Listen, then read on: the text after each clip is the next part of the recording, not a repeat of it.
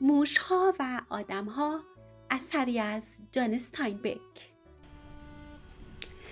رود سلینس در چند مایلی جنوب سولداد پای تپه میپیچد و جریانش کندی میگیرد.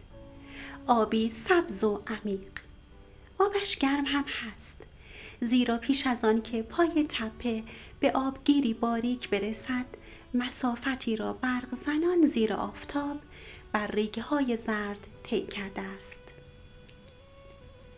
یک ساحل آبگیر سربالاست، تپه‌ای زرین رنگ که خم پشتی آن به جانب کوه سنگی بلند گبیلن سر بر می کشد.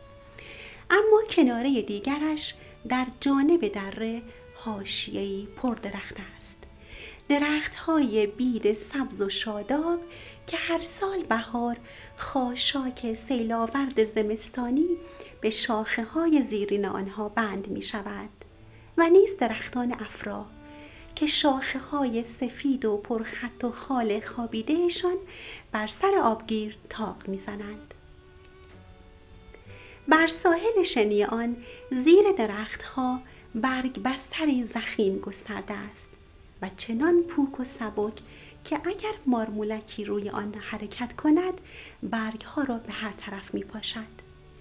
خرگوش‌ها شبها از انبوه‌های اطراف بیرون می آیند و روی بستر شن می نشینند. آثار پای راکون‌ها و نیز جای پای پهن‌تر سگ‌های مزرعه‌ها و دامداری‌های اطراف و نشان شکاف سم و شاخ گوزن‌ها که شب برای خوردن آب می‌آیند بر پهنه مرطوب آن می‌ماند. میان درختان بید و افرا کوره راهی هست، راهی کوبیده زیر پای نوجوانانی که غروب‌ها از جاده سرازیر می‌شوند تا کنار آب تفریح کنند. پای شاخه افقی افرای کهنی تلی خاکستر جمع شده، حاصل آتش‌های فراوانی که آنجا روشن بوده است و شاخه افقی افرا از نشستن آدم‌ها ساییده و صاف شده است.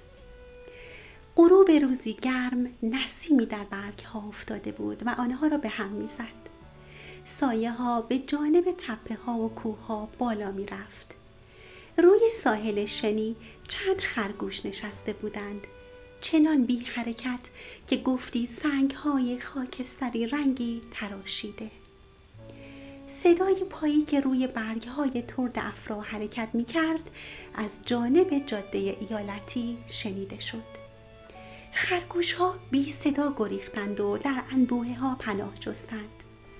بوتیماری با آن گردن و پاهای درازش با زحمت خود را از زمین واکند و به سنگینی بال زنان به سوی پایین دست رودخانه پرواز کرد. اندک زمانی زندگی از آن گوشه دور شد. آن وقت 2 نفر در کوره راه پیدا شدند و در فضای باز کنار آبگیر پیش آمدند. در کوره راه پشت سر هم راه رفته بودند، اما در فضای باز کنار آب نیز یکی دنبال دیگری بود. هر دو شلوار و نیمتنه جین به تن داشتند با دکمه‌های برنجین. کلاه هر دو سیاه و بی‌قواره بود و هر دو پتوهاشان را لوله کرده و محکم بسته و طناب آن را بر شانه انداخته بودند. اولی کوتاه و زبرو رنگ بود، با صورتی آفتاب خورده و نگاهی تیز و بی‌آرام. همه چیزش سخت و محکم بود، دست‌های کوچک و نیرومند، بازوانی کشیده و بینی باریک و استخوانی. آنکه پشت سرش می آمد درست برعکس او بود. مردی درشت هیکل با صورتی توپل و بیشکل و چشمهایی درشت و کمرنگ و شانه‌هایی فراخ و افتاده.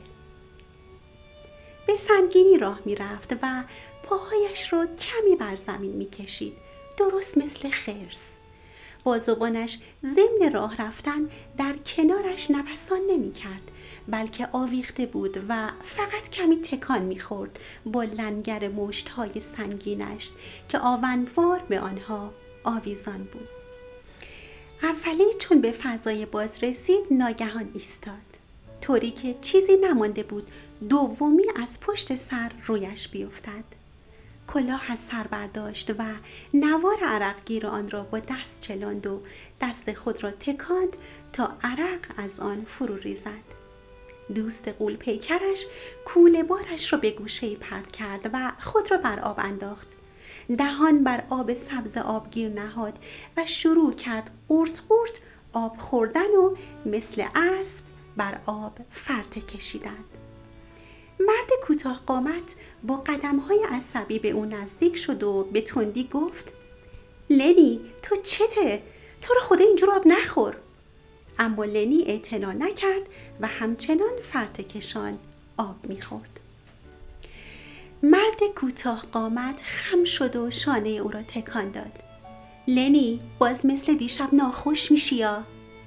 لنی سرش را همانطور با کلاه تا گردن در آب فرو برد و بعد برخاست و کنار آب نشست. آب شور از کلاهش روی نیم تنه کبودش فرو میریخت و از پشتش سرازیر میشد و گفت: چه خوبه، تو هم بخور جورج، یه شکم سیر بخور حالت جا بیاد. و شادمانه از ته دل خندید. جورج کولش را از شانه برداشت و به آرامی کنار آب نهاد و گفت: آبش نباید خوراکی باشه، انگار کف میکنه. لنی دست نکرش را در آب کرد و شلب بر آن میزد و انگشتانش را تکان میداد و آب برمیپاشید و دایره های موج روی آب گسترده میشد و به کناره دیگر آبگیر میرفت و برمیگشت. لنی این حرکت آب را تماشا میکرد و گفت: تماشا کن جورج، تماشا کن چی کار میکنم. جورج کنار آبگیر زانو زد و تون چند جرعه کوچک از مشتش آب خورد و گفت: طعمش بدک نیست، اما جریانش زیاد پیدا نیست. لنی گوش کن، هیچ وقت آبی که خوب جاری نباشه رو نخور. این را گفت، اما امیدی نداشت که در دوستش اثری بگذارد. تو اگه تشنتم بشه از فاضلابم نمیگذری. یک مشت آب بر صورت خود زد و با دست خیس زیر چانه و گل و گردن خود مالید تا آنها را صفایی بدهد. بعد باز کلاهش را بر سر گذاشت و از آب فاصله گرفت و روی زمین نشست. زانوها را بالا کشید، دستها را دور آنها انداخت. لنی که به رفیقش چشم دوخته بود درست همان کار او را کرد. خود را واپس کشید و زانوها را بالا آورد و آنها را بغل گرفت و بعد به جورج نگاه کرد تا ببیند درست مثل او نشسته است یا نه. کلاهش را روی پیشانیش کمی پایین تر کشید تا درست مثل جورج باشد. جورج عبوس به آب زل زده بود. دور کاسه چشمانش از ظل آفتاب سرخ شده بود. با اوقات تلخ گفت: ما میتونستیم سوار قشنگ تا خود مزرعه بریم، اما این شوفر ناکس انگار حسابی پرت بود. اصلا حالش نبود چی میگه. گفت اونقدری نمونده، همین جاده رو میگیرین و میرین، 2 قدم بیشتر نیست. پدر سگ 2 قدمش 4 مایل شد. نمیخواستم به دروازه مزرعه نگه داره. حالشو نداشت یه دور بزنه. حتم بدون به خودش زحمت نمیداده سولدادم نگه داره. انداختمون پایین که 2 قدم بیشتر نیست. 2 قدم 4 مایل راهه زیر این ظل آفتاب. لنی با کمرویی نگاهی به او کرد و با ترس و لرز گفت: جورج. چیه؟ چی میخوای؟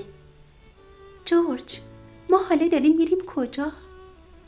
مرد کوتاه قامت لبه کلاهش را به ضرب پایین کشید و با چشم قره‌ای به لنی گفت: هنوز هیچی نشده، باز یادت رفت؟ میخوای دوباره بگم؟ لعنت بر شیطون، آخه تو این کله ساب مرده تو چی چپوندن لامصب؟ لنی به نرمی گفت: یادم رفت، هر کاری کردم یادم نره باز یادم رفت. به خدا راست میگم، خیلی کردم یادم نره جورج. خیلی خوب، عیب نداره، بازم برات میگم، کاری که ندارم بکنم، حرفایی رو که 100 دفعه برات زدم بازم میزنم. تو هم باز یادت میره. منم بازم باید بگم. لنی گفت هرچی کردم فایده نداشت. اما خرگوشا رو یادم مونده جورج. مرد شور این خرگوشاتو ببره. فقط خرگوشا تو این کله پوکتو میمونن. خب حالا خوب گوشاتو وا کن لنی. این دفعه دیگه باید حتما یادت بمونه وگرنه کار خراب میشه ها. خیابون هاروارد یادته؟ لب جدول پیاده رو نشسته بودی اون تخت سیاه رو نگاه میکردی؟ چهره لنی به لبخند خوشحالی از هم شکفت. معلومه که یادمه جورج، خوب یادمه. اما بعد چی کار کردیم؟ آها یادم اومد، یه مش دختر از جلومون رد شدن. تو گفتی تو چی گفتی؟ کاریت نباشه من چی گفتم. یادت هست دوتایی رفتیم بنگاه مری و ردی پروانه های کار و بلیت اتوبوس بهمون دادن؟ آره جورج، حالا یادم اومد. و دستهایش به سرعت به سمت جیب‌های بغل نیم تنش رفت و مظلومانه گفت جورج، نمیدونم چی کارشون کردم. حتما گمشون کردم. و نگاهش به جستجو بر زمین افتاد. تو کاریشون نکردی. من اصلا ندادمشون دستت. همش اینجا تو جیب خودمه. تو خیال کردی پروانه کارتو میدم دست خودت؟ لنی با دلی فارغ لبخند زد و گفت خیال کردم گذاشته بودمش تو جیب بغلم. و دستش دوباره به جیبش رفت. جورج نگاه تندی به او انداخت و پرسید اون چی بود از جیبت در آوردی؟ لنی زیرکانه گفت چیزی تو جیبم نیست. میدونم دیگه تو جیبت نیست، تو دستته. چی تو دستت؟ چی قایم کردی؟ هیچی جورج، به خدا هیچی. بدش به من، یالا. لنی دست بستش را از جورج دور برد. چیزی نیست، یه موش فقط. یه موش؟ یه موش زنده؟ نه جورج، مرده. اما من نکشتمش، به خدا نکشتمش، مرده پیداش کردم. جورج گفت بدش بیاد. آخه جورج، بذار پیشم باشه. گفتم رد کن بیاد. دست بسته لنی به آهستگی اطاعت کرد. جورج موش را از او گرفت و آن را به آن طرف آبگیر به میان بوته ها پرت کرد. من نمیفهمم یه موش مرده به چه دردت میخوره؟ لنی گفت تو راه که داشتیم میومدیم با شستم نازش میکردم.